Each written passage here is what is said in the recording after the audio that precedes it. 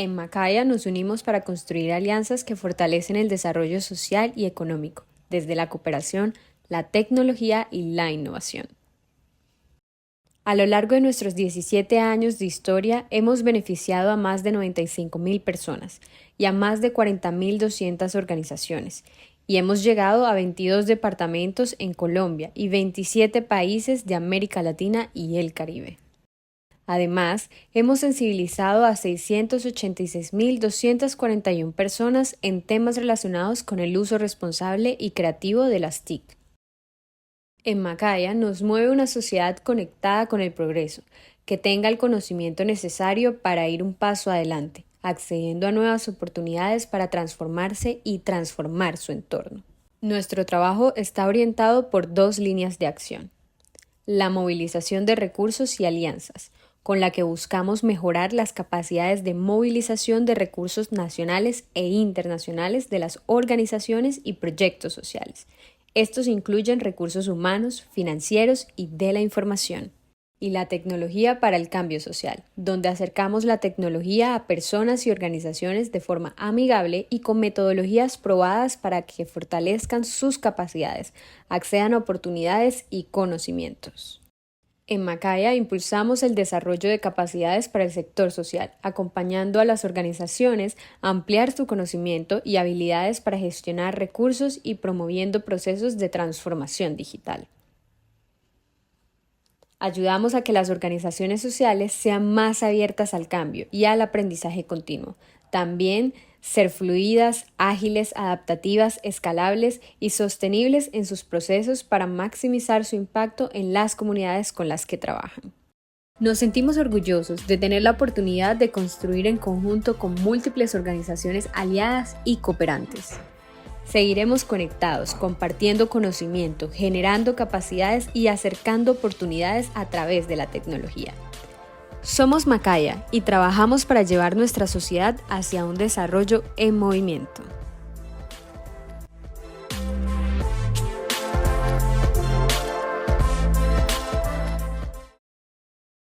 Hola, buenos días a todos. Gracias por estar aquí.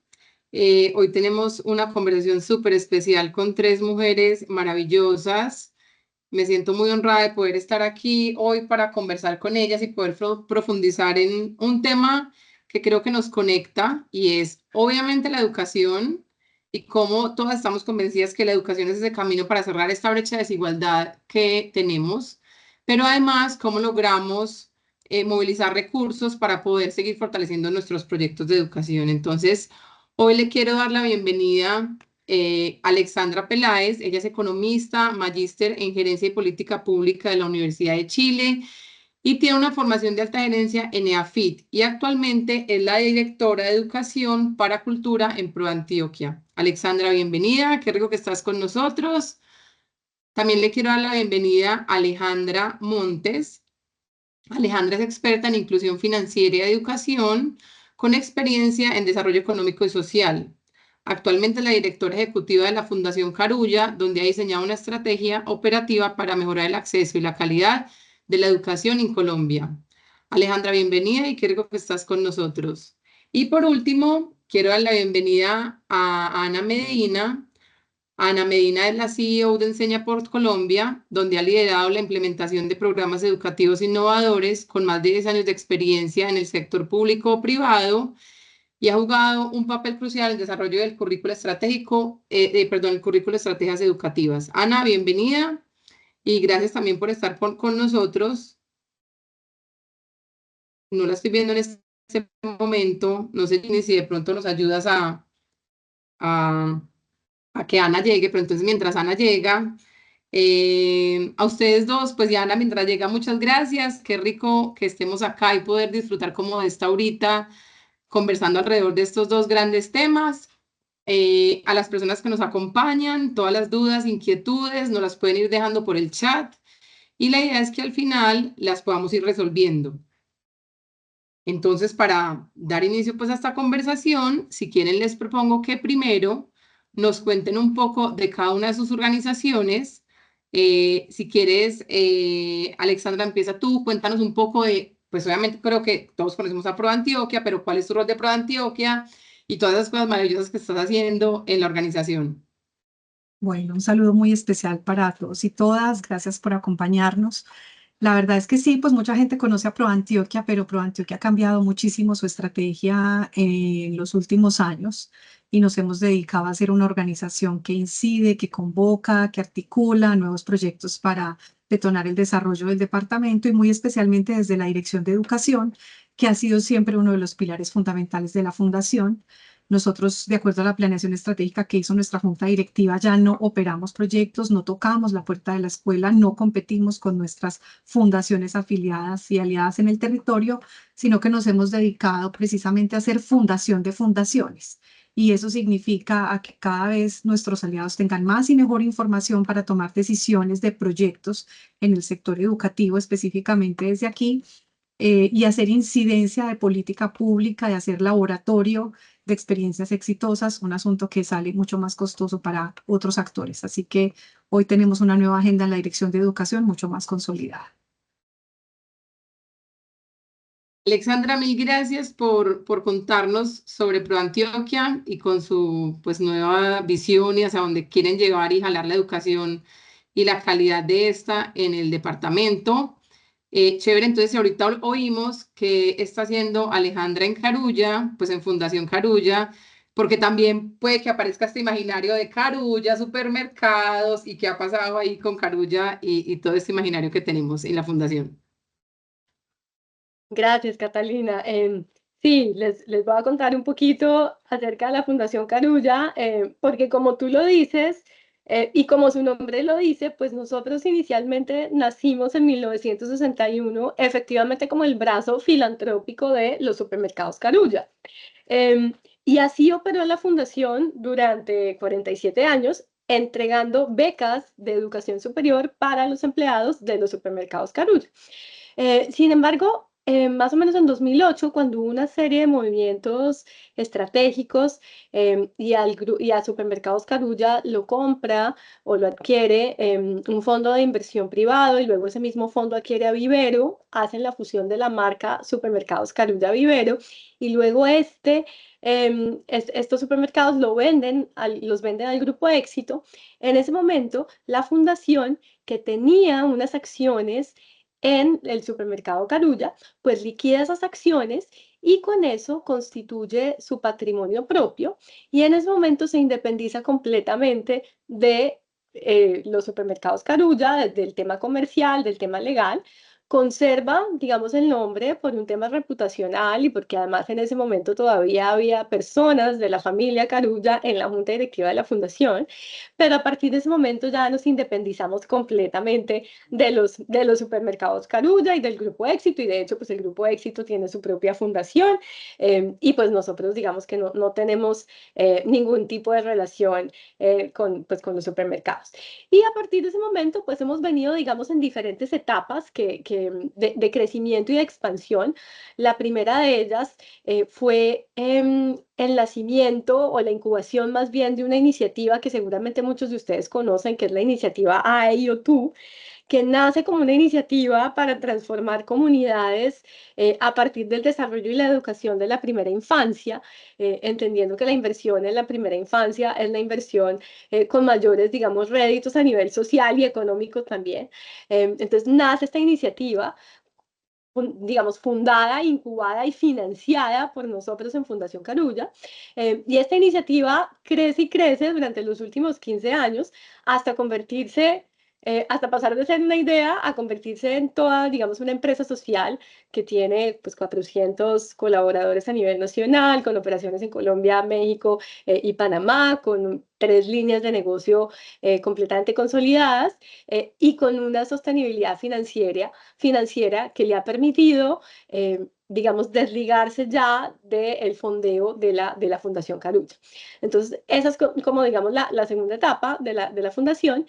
Y a raíz, digamos, del crecimiento de IO2, el año pasado pudimos, digamos, ya hacer el spin-off de IO2, porque hasta ese momento éramos la misma organización, éramos Fundación Carulla IO2, entonces nos separamos y entramos en una siguiente etapa, digamos, de expansión como Fundación Carulla, donde lo que hemos querido hacer es establecer un modelo nuevo de inversión/operación que hemos llamado un modelo de holding de impacto social.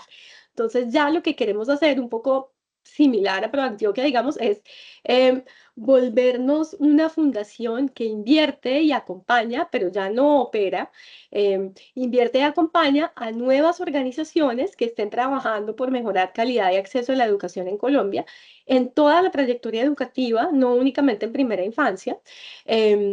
Y digamos, formar un portafolio de organizaciones muy innovadoras con soluciones en toda la trayectoria y que eso nos permita, digamos, multiplicar el impacto y generar evidencia muy importante en toda la trayectoria educativa. Lo queremos hacer ya con una visión no de filantropía pura y dura, de entregar recursos, digamos, sin nada a cambio, sino ya desde una visión de inversión de impacto, donde por supuesto priorizamos el impacto social, pero asimismo estamos buscando un retorno financiero de nuestras inversiones, probando o queriendo también probar un nuevo modelo, digamos, de impacto social. Entonces, esa es la etapa en la que estamos ahorita y bueno, pues muy contentos más adelante de poder contarles más detalles. Gracias, Alejandra. Ana, y bueno, cuéntanos qué está haciendo Enseña por Colombia y cuéntanos un poco más de Enseña por Colombia. Hola, buenos días. Oigan, acabo de ver que quedé sin el apellido, pero Ana Medina por acá. Yo soy la directora de Enseña por Colombia. Enseña por Colombia es una organización sin ánimo de lucro que nació hace 12 años en Colombia, pero hace más de 20 a nivel global con el propósito de identificar y desarrollar liderazgo para el sector educativo. Entonces, nosotros como organización estamos convencidos que los cambios en la educación suceden por personas y no exclusivamente por procesos. Al final somos personas las que estamos en organizaciones articulándonos y empujando cambios y por eso estamos convencidos que debemos tener un liderazgo inspirador y transformador en distintos niveles del sector educativo. Por eso hemos desarrollado 3 programas que buscan, como les digo, identificar esos líderes en distintos niveles del sistema, acompañarlos en el desarrollo de sus habilidades personales y pues también interpersonales para trabajar colectivamente, para impulsar grandes transformaciones en el sector educativo, de manera que el lugar donde los niños nacen pues no determine su trayectoria de vida. Entonces, ¿cuáles son esos 3 programas? Nosotros tenemos un programa que se llama Lidera. Ese programa tiene el propósito de buscar profesionales de todas las áreas, porque sabemos que educación no necesariamente es el área del conocimiento más sexy, ¿no? A las que uno cuando sale del colegio uno no dice, uy, quiero ser profe, y los papás ahí detrás como sí, de una, ¿no? Como que muchas personas llegan a educación. Hay unas que llegan por vocación y por amor a la causa, y eso es maravilloso, pero hay muchas otras que llegan porque no los aceptaron en su carrera inicial o porque no les alcanzó para estudiar la carrera que querían.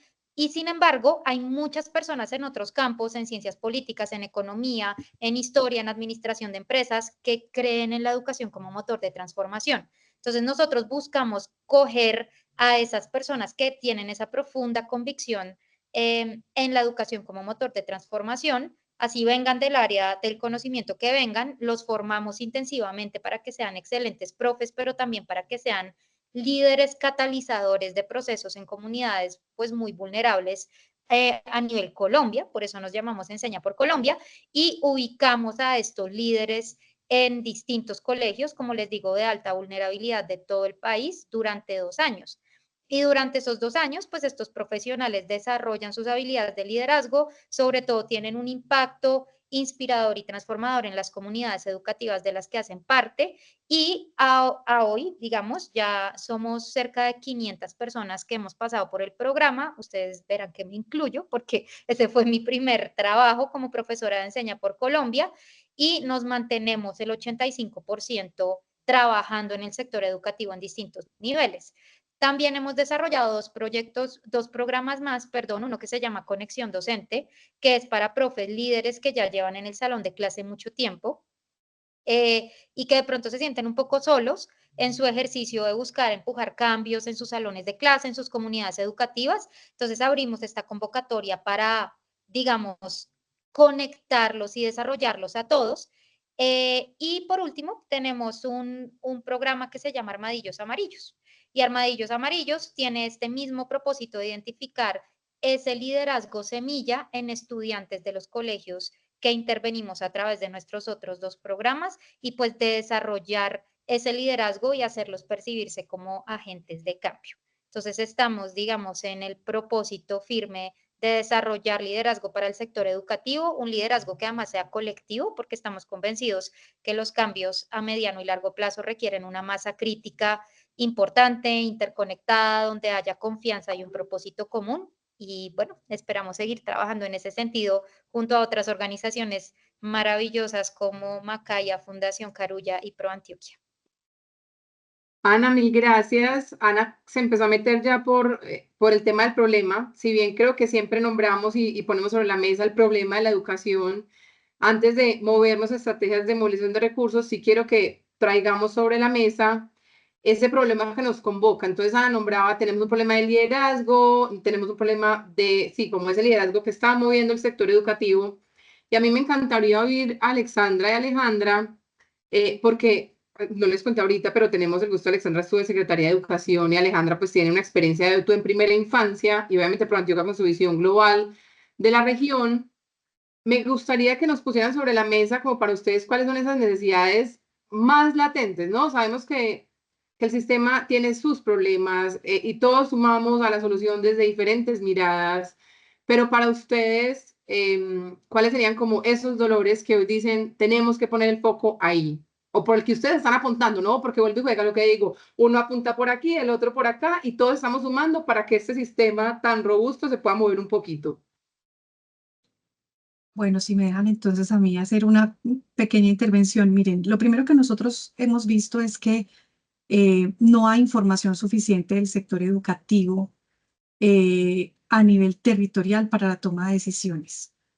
Y digamos que voy a hacer una propaganda pequeña. Nosotros desde la Dirección de Educación desarrollamos un sistema que se llama LEA, Lupa para la Educación de Antioquia. Lo pueden consultar, está totalmente actualizado con la matrícula de julio del 2024 y está toda la información que el sector educativo necesita en Antioquia, subregión y municipio, porque a veces las cifras las encontramos mucho gobierno nacional, principales ciudades, departamentos. Nosotros quisimos entrar precisamente a ese tema. Y desde las cifras yo les diría que uno de los problemas más grandes que tenemos es definitivamente la primera infancia. Nosotros en Antioquia, no estoy hablando de Medellín, en Antioquia como departamento todavía tenemos un reto inmenso. Miren, el doble de la población. Hoy nosotros tenemos en Antioquia 151.000 atendidos y tenemos 432.000 niños y niñas en ese rango de edad. Es decir, estamos atendiendo la mitad de la población en ese rango de edad. Y es que la primera infancia en los territorios más alejados en el departamento todavía no son una prioridad. No tienen cobertura suficiente, no hay centros de atención, no hay ni docentes, ni formación para esas personas en la ruralidad y ruralidad dispersa que quieren precisamente ser agentes educativos del proceso de primera infancia. Eso con seguridad lo puede decir mi compañera. Es muy triste decir que todavía en Colombia estamos hablando de cobertura y de cobertura rural. Nosotros en Antioquia, solo 116 municipios, no Medellín y su área metropolitana, todavía tenemos una tasa de cobertura de 47 puntos. Y eso en la educación media, y eso es supremamente bajo. Creo que todavía hay un bache gigante que no hemos podido resolver durante muchos años en esa intersección de la educación y el mercado laboral. Y finalmente, también un reto gigante de cobertura en educación superior. La tasa de tránsito inmediato en Antioquia de los 116 municipios es apenas del 27%. Para resumirlo, hay un tema de inequidad todavía muchísimo entre las zonas urbanas, las zonas rurales y rurales dispersas y los esfuerzos que los gobiernos pueden hacer. Por supuesto, hay otra cantidad de dificultades desde la prestación del servicio educativo, pero en eso pues como que no me quisiera entrar. Creería que los puntos fundamentales en los que deberíamos estar trabajando todos en Antioquia y en el país son esos. Muchas Gracias, gracias, Aleja. Alexandra, Aleja. Gracias, Cata. Sí, yo digamos que también estoy muy alineada con, pues, con lo que dice Alexandra. Nosotros el año pasado hicimos como un ejercicio muy juicioso de diagnóstico y llegamos a un análisis que pues les voy a contar que está sobresimplificado, obviamente, como de esos dolores fundamentales de la educación en Colombia en cada uno de esos diferentes niveles y a lo largo de toda la trayectoria. Obviamente estoy de acuerdo con lo que plantea Alexandra en el tema de, pues, de lo crítico de la educación inicial y la atención a la primera infancia. Y por eso justamente es que desde AEIOTU pues se viene trabajando desde el 2008 justamente por mejorar eh, el nivel de calidad para la primera infancia. em, Porque pues como sabemos, digamos, en nuestras cifras, más o menos 3.600.000 niños menores de 5 años tenemos en Colombia y el 64% todavía no tiene acceso a educación integral o a educación de calidad. Es un problema muy crítico. Ahí digamos que tenemos problemas de poca oferta, bajo acceso, muy baja calidad y pertinencia, digamos, en los servicios. Y hay un énfasis, y lo que nosotros hemos visto desde Fundación Carulla de YouTube, hay un énfasis mayor en cuidado y no en desarrollo. Entonces, se entiende la atención a la primera infancia como cuidado, pero nadie está pensando, muy pocos pensando en que no es solo cuidado, no es tenerlos en una guardería de 8 de la mañana a 6 de la tarde. Es, bueno, y esto, ¿cómo potencio yo aquí temas de desarrollo y educación inicial y con qué tipo de modelos? Entonces, eso, por supuesto, muy, muy crítico. En educación básica y en educación media, y seguramente Ana nos podrá contar más de esto, pues vemos un tema crítico de pobreza de aprendizajes, eso pues lo dicen todas las organizaciones internacionales, el Banco Mundial, sobre todo después de la pandemia.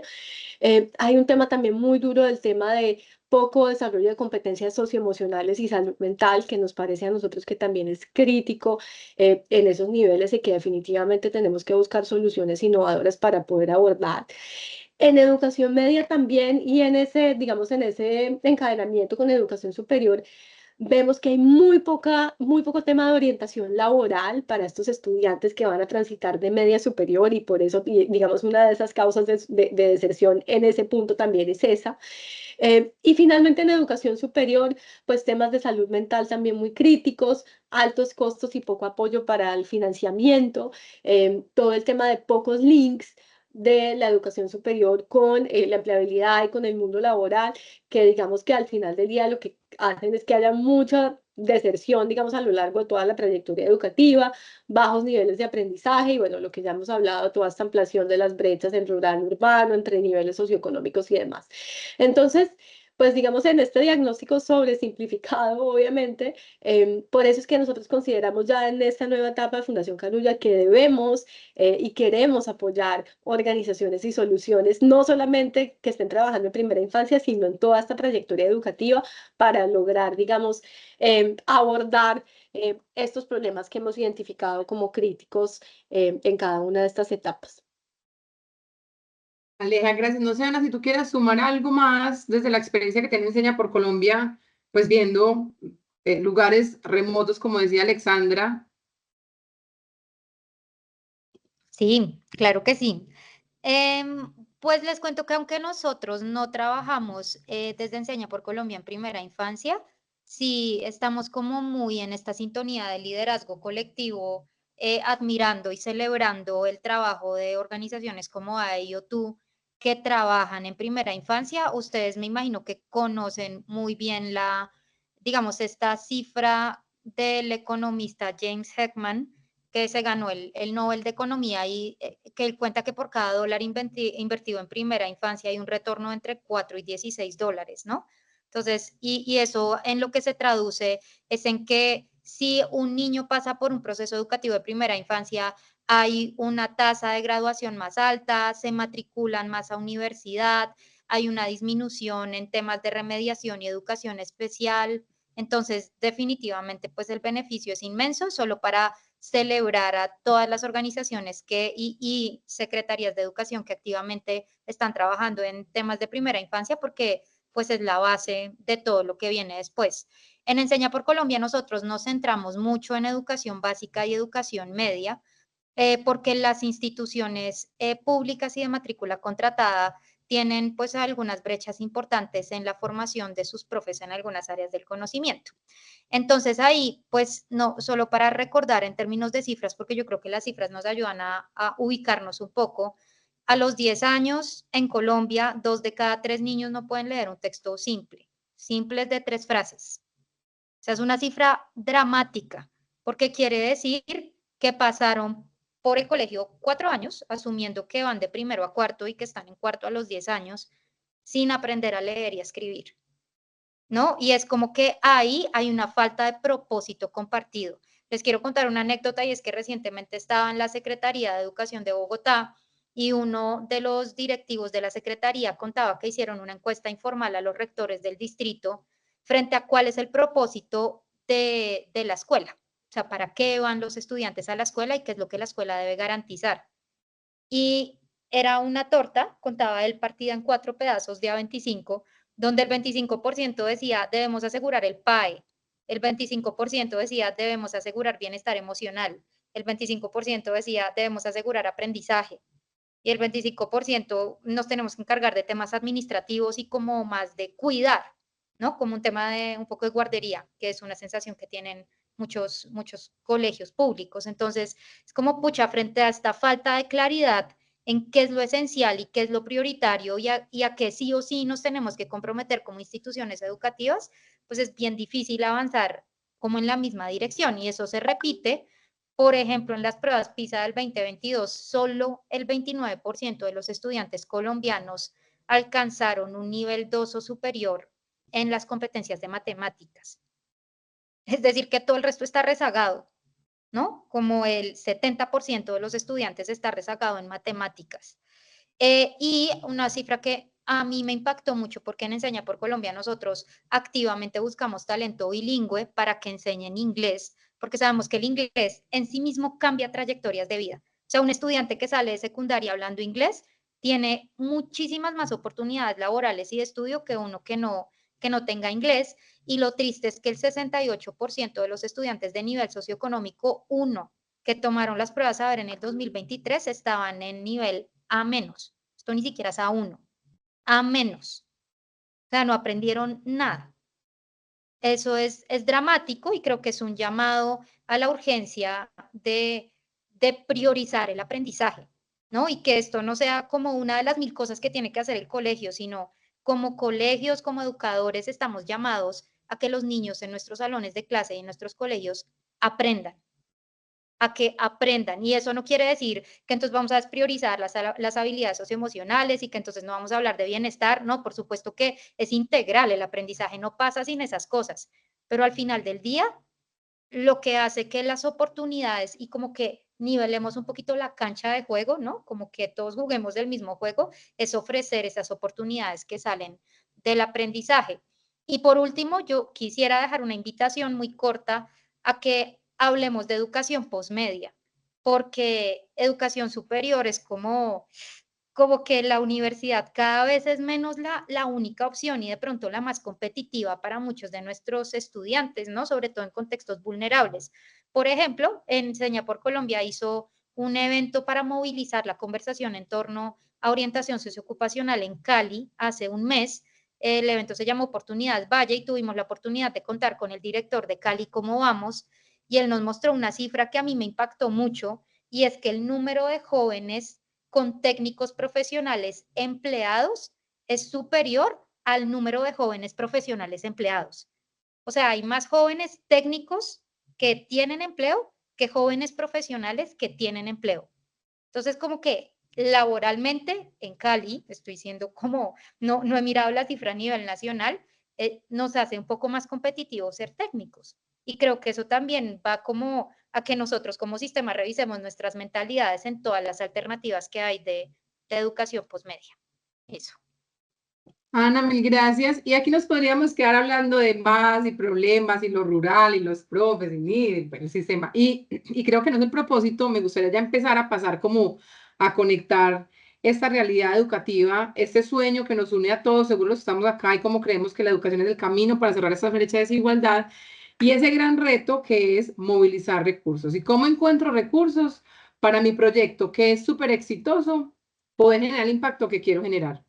Y aquí voy a poner otra premisa y voy a partir de un mindset que ahorita antes de entrar al panel lo hablaba con las panelistas y es, seguramente aquí todos estamos diciendo, no, pero es que ProAntioquia no necesita plata, ProAntioquia tiene la plata de todos los empresarios. Y Carulla, claro, Aleja ya nos contó que no viene el éxito, pero antes seguro todos estaban diciendo, no, pero es que Carulla, el éxito, pues no, tiene toda la plata del mundo, ¿para qué plata?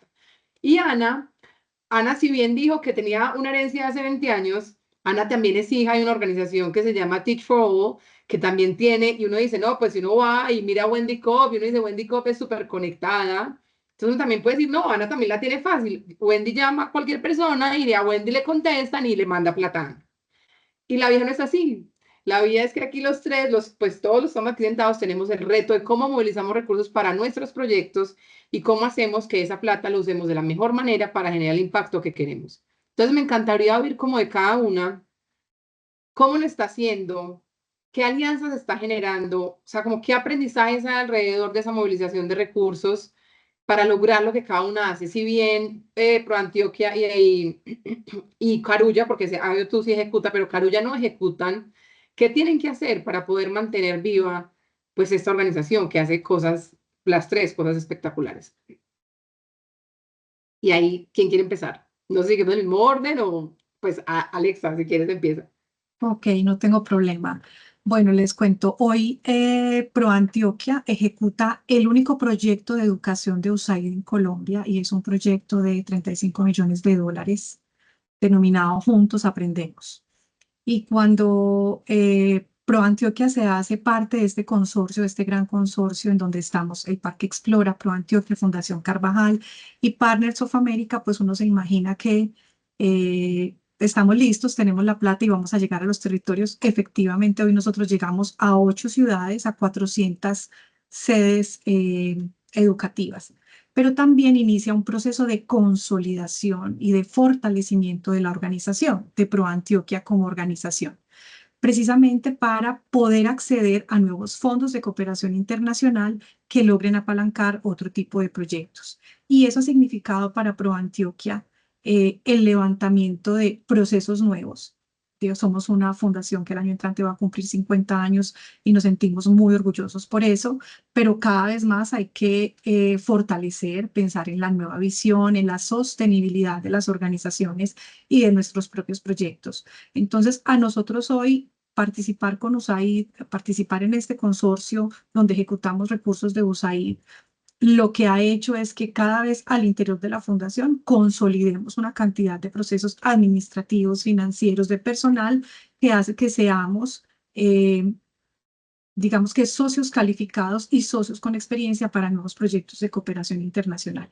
Y con base en lo que hemos aprendido, lo que estamos haciendo y lo que ofrecemos desde la Dirección de Educación es precisamente ayudar a los proyectos de nuestras fundaciones afiliadas a tener información que les ayude a tener evidencia, resultados e impacto para ayudarlos precisamente a hacer un tránsito también hacia la cooperación internacional. Y les voy a poner un ejemplo muy sencillo. Nosotros empezamos, como les dije, con este sistema de información que se llama LEA.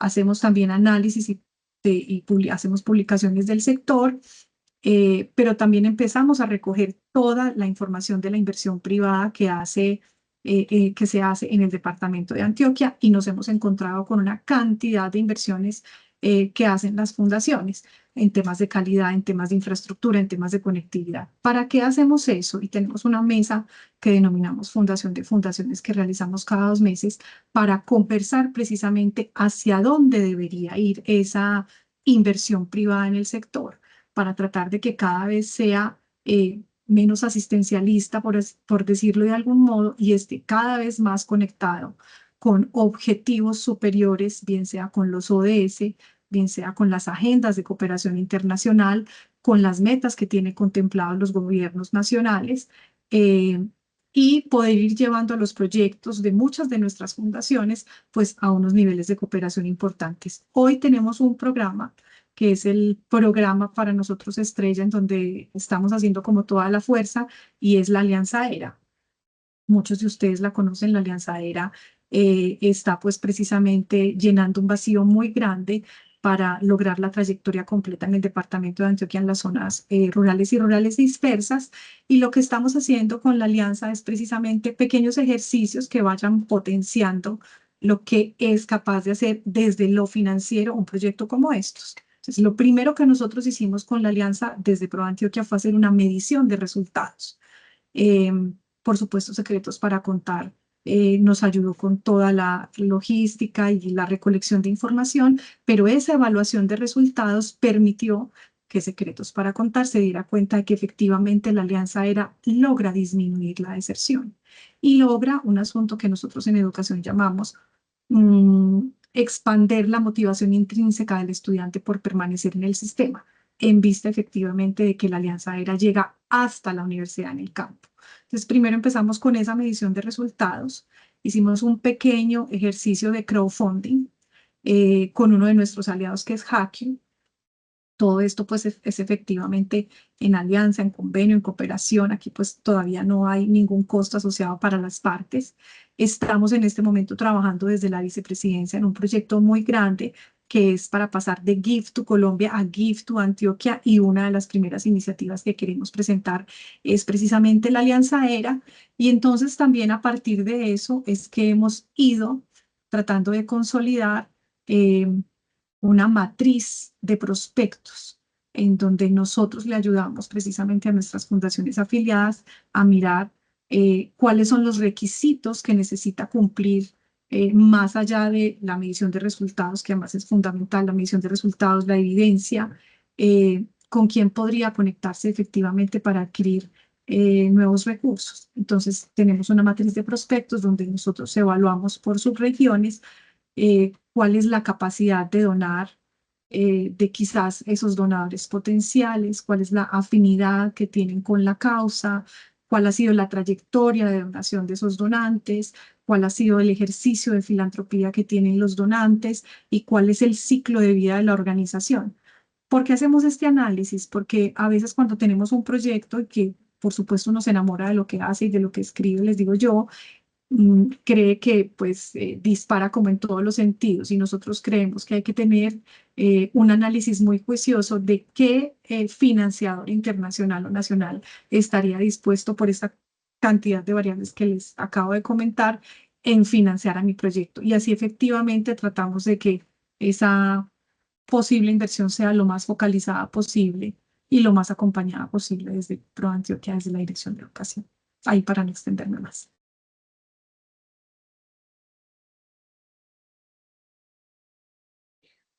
Vale, si quieren, entonces continúo yo y les cuento un poquito. Y quiero contarles un poco acerca de la experiencia de Fundación Carulla con IAIOTU, porque creo que hay unas experiencias muy valiosas de cómo IAIOTU justamente se ha reinventado para lograr ser mucho más eficiente y efectivo en la consecución de los recursos. Como les conté ahorita, IAIOTU nació en 2008 como una iniciativa fondeada por Fundación Carulla.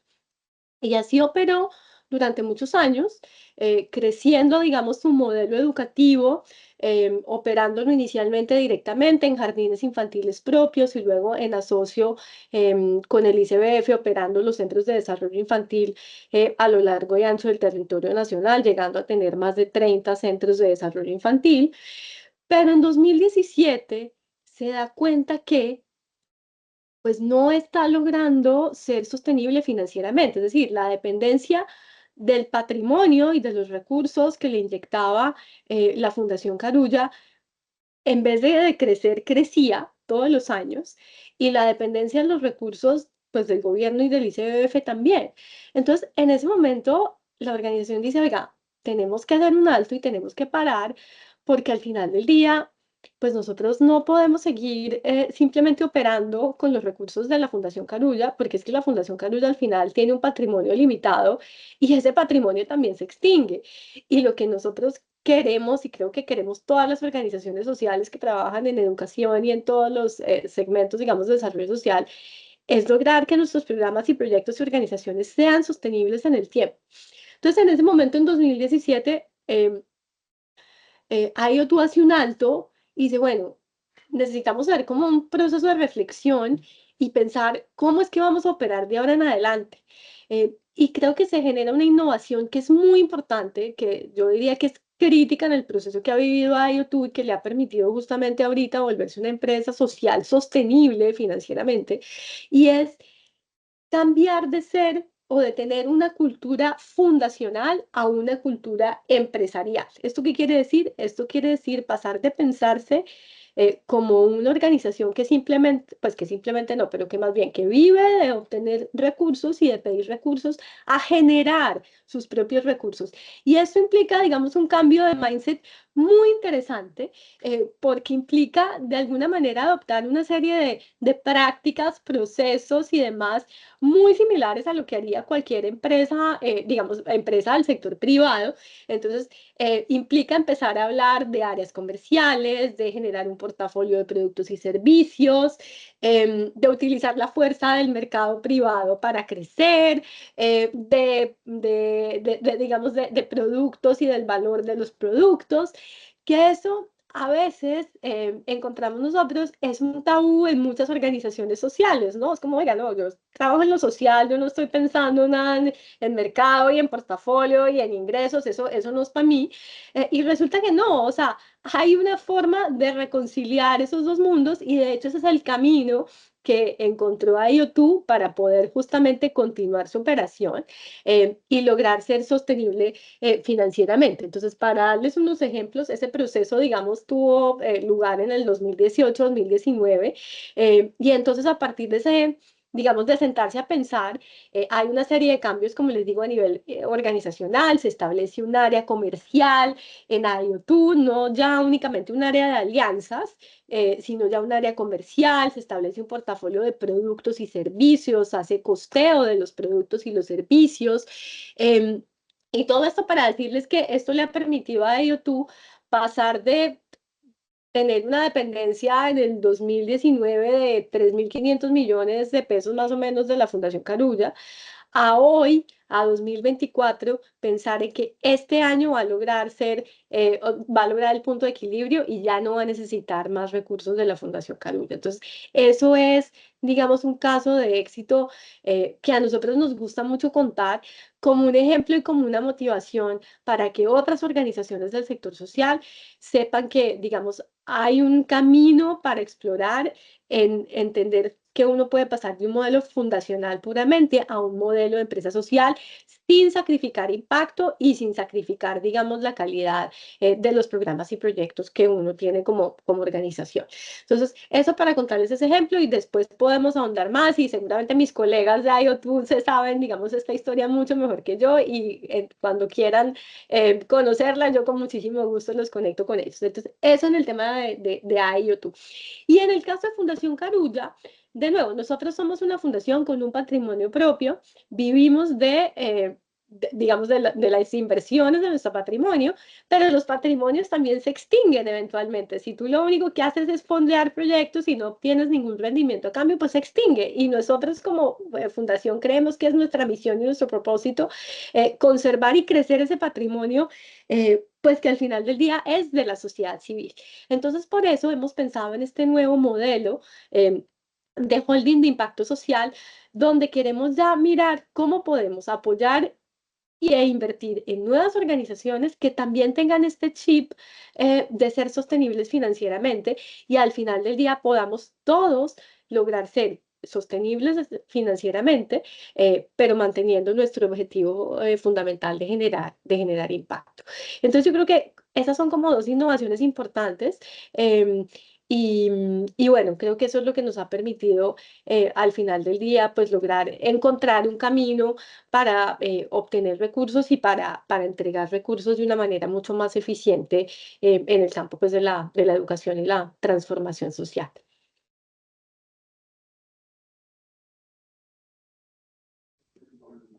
Voy yo, ¿sí? Listo, súper.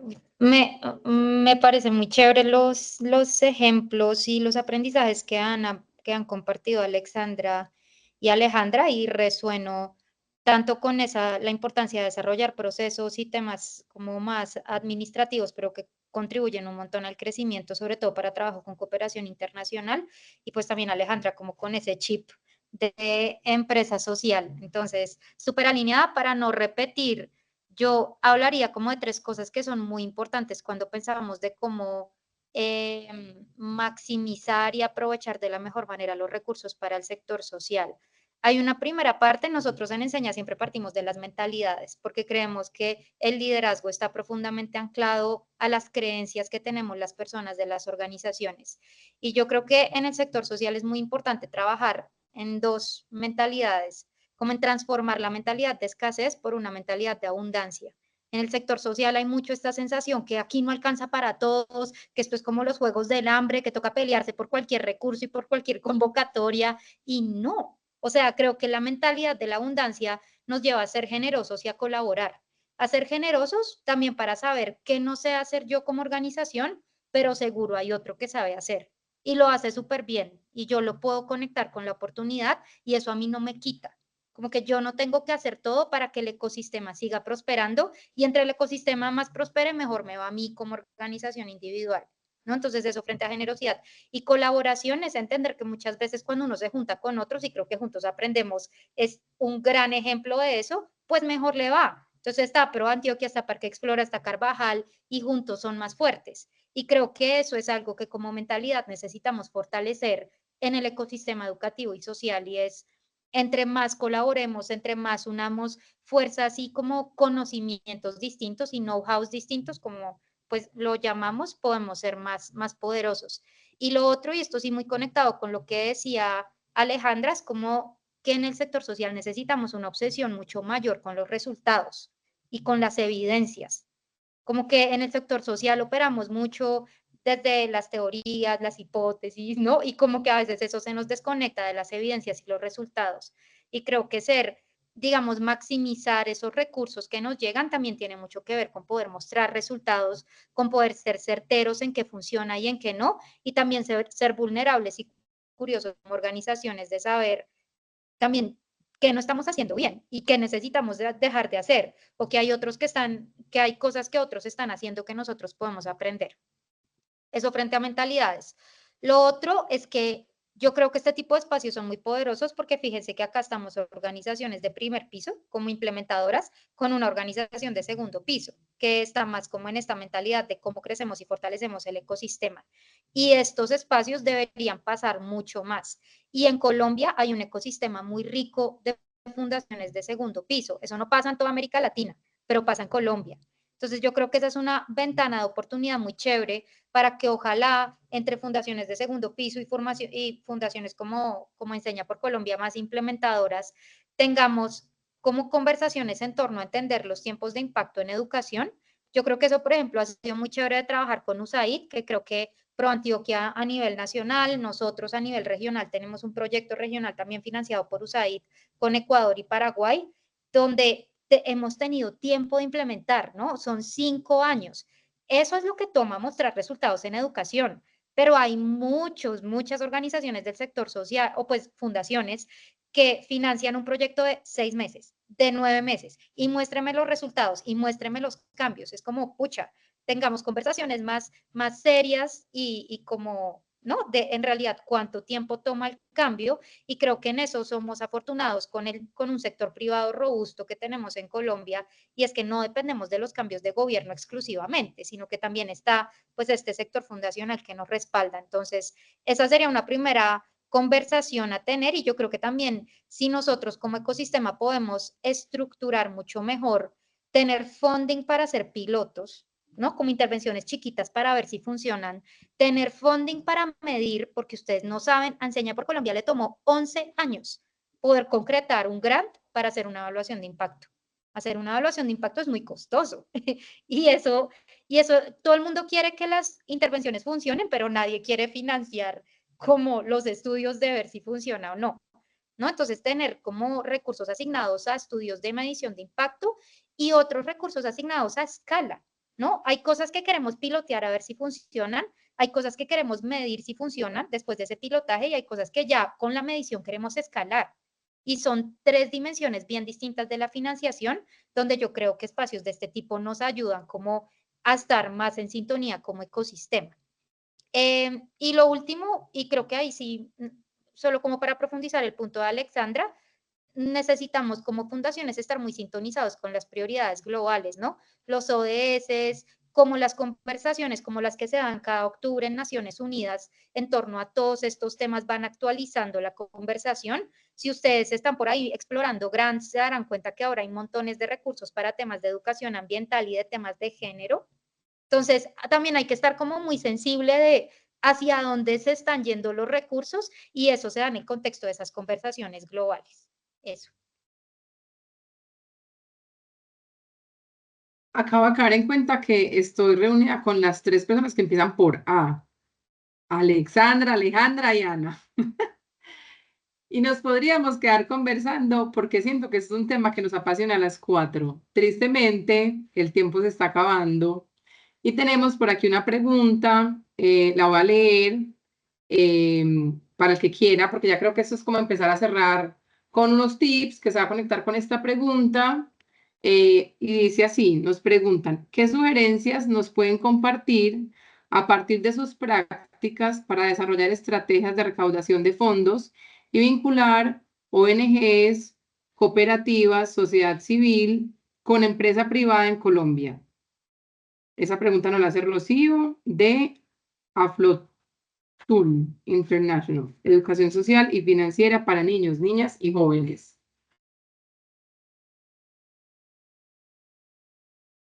Ay, yo solo quiero saludar a Rocío porque Aflatun es un gran aliado nuestro en temas de educación económica y financiera. Entonces, qué nota que estén acá, son unos duros, o sea, de verdad nos han ayudado a aterrizar cómo formar a las niñas y niños pues en cómo formar la educación económica y financiera, que para muchos niños es la diferencia entre, por ejemplo, ir a la educación posmedia y no ir.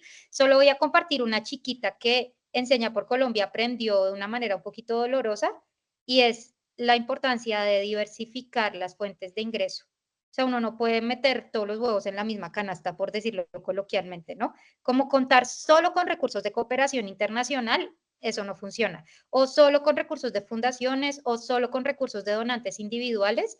Entonces, nosotros hemos buscado estructurar nuestro equipo de desarrollo, que son los de recaudación de fondos, de tal manera que estemos constantemente cultivando y fortaleciendo distintas fuentes de ingreso, porque eso hace que el riesgo sea menor, pues en un momento de crisis en algunos de los múltiples sectores. Por ejemplo, ustedes sabrán que cuando empezó la guerra en Ucrania y ahorita con el conflicto entre Israel y Gaza, pues hay muchos recursos de cooperación internacional que se han redireccionado. Entonces, pues eso es importante tenerlo en cuenta. Ana, mil gracias.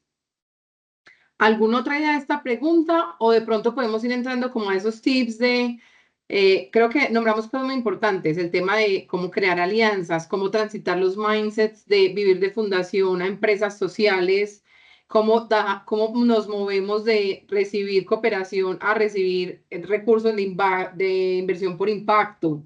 Creo que hay muchas cosas ahí, entonces no sé si creo que estamos en un momento crítico o crucial. Yo no creo que la cooperación se vaya a acabar, o sea, yo creo que es una línea del espectro donde nos vamos a estar moviendo siempre, pero chévere cómo entregamos tips para que pues cada uno se pueda ir moviendo según con lo que se sienta cómodo, como decía Ana, como no ponemos huevos en la misma canasta, pero qué tips les podemos dejar.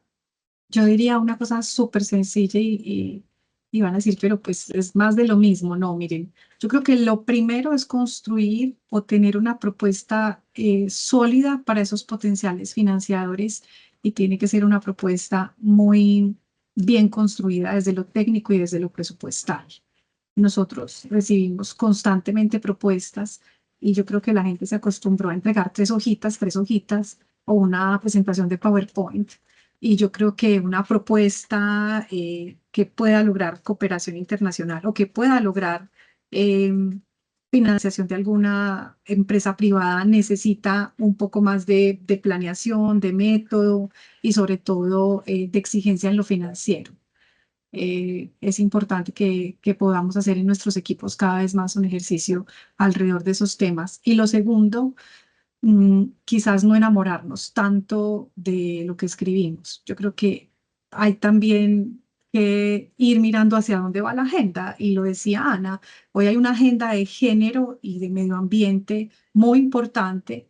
Y yo creo que poder también abrirse un poco a esas nuevas tendencias, aunque no sean necesariamente lo misional que yo hago. Eso no significa abandonarlo, significa así diversificar. Yo hago, voy a decir cualquier cosa, formación de maestros y la sigo haciendo, pero entonces, ¿qué tal si la hago en temas de medio ambiente, de reciclaje, de nuevas prácticas? Porque hacia allá es efectivamente a donde se están enfocando los fondos. Hay asuntos y líneas tradicionales en educación para las cuales hoy ya no se consigue financiación tan fácil porque aparentemente son temas superados. Yo creo que no lo van a hacer nunca el tema de la infraestructura, por ejemplo, pero conseguir una APP o conseguir cooperación internacional para infraestructura es muy complejo. Hay otros frentes que son como más urgentes en el mundo y yo creo que hay que estar precisamente pues como revisando esas agendas internacionales para ver qué tanto nos insertamos ahí o no. Sí, yo estoy súper de acuerdo con lo que han dicho Ana y Alexandra. Para mí, digamos, desde la experiencia que hemos tenido con IoT desde Fundación Carulla, para mí un tema clave es empezar a pensar en la sostenibilidad financiera de nuestras organizaciones. Em, y de nuevo, un poquito como quitarnos el tabú de que como somos organizaciones sociales no podemos ser rentables o no podemos generar nuestros propios ingresos. Oiga, no, es que debemos generar nuestros propios ingresos eh, para volver a reinvertir esos ingresos en expandir nuestra operación y expandir nuestro impacto. Pero entonces, un poquito como desmitificar ese tema, que yo sé que está muy presente todavía en muchas organizaciones en nuestro contexto. Y en esa línea, pues empezar, como les digo, a explorar estos modelos de empresa social, donde obviamente no me desligo completamente pues de obtener recursos a través de donaciones ni de cooperación internacional, pero empiezo a explorar una tercera pata, por decirlo así, en el tema de la diversificación de no todo en la misma canasta, de cómo el mercado privado también me puede generar ingresos a partir de los productos y servicios que yo tengo. Entonces, ¿cómo enmarco yo lo que hago en mi fundación, en mi organización?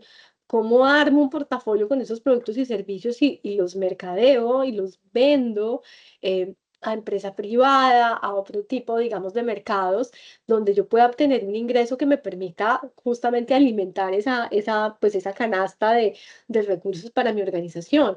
Entonces me parece que eso es muy, muy importante.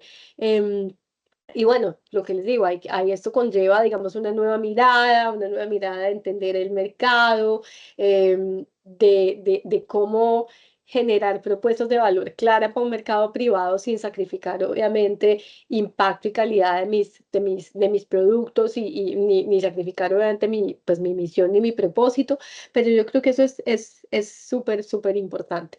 Y una cosa que han dicho también mis compañeras, que me parece también clave, es ese tema, en el tema de la cooperación internacional. También me parece que nosotros también debemos ser mucho más proactivos en encontrar formas de adaptarnos a esas nuevas tendencias, porque estoy completamente de acuerdo en que las tendencias ahorita de cooperación, sobre todo en temas temáticos, perdón, no van hacia el lado de la educación y no van hacia el lado de la primera infancia, van mucho más hacia temas de cambio climático, biodiversidad, migración, atención humanitaria, atención de las guerras. Pero bueno, yo como organización que trabaja por la educación, yo cómo innovo para alinearme con esas nuevas prioridades temáticas y lograr traer recursos de cooperación para mi organización que trabaja por educación. Entonces creo que ahí también debemos ser muy innovadores en la forma como nos pensamos eso.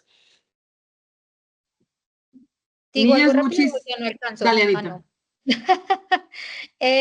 No, solo decir que yo creo que sí es muy importante que como ecosistema nos abramos a la colaboración y que cuando veamos una oportunidad, mejor dicho, casi que un paso obligado para nosotros sea yo con quién podría hacer esto para maximizar el impacto.